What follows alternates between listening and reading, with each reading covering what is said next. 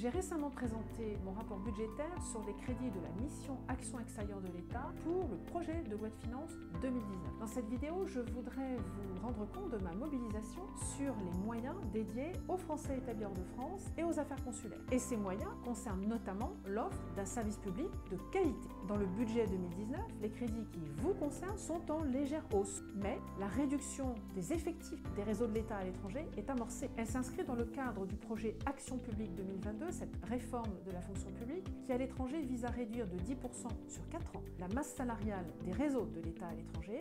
Attention, cette réduction ne concerne pas le réseau des écoles françaises à l'étranger. Bien sûr, l'effort du gouvernement pour maîtriser la dépense publique est indispensable.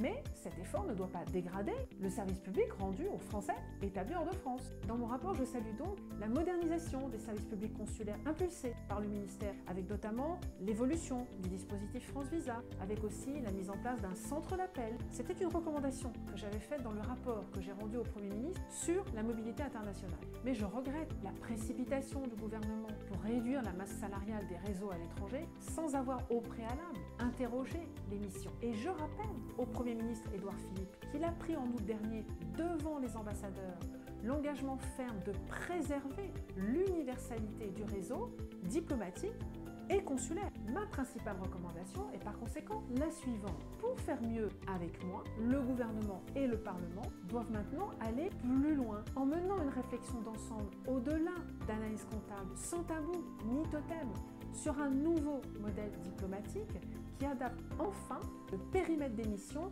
aux moyens contraints que nous avons. C'est la condition sine qua non pour maîtriser la dépense publique sans jamais dégrader le service public qui vous est rendu.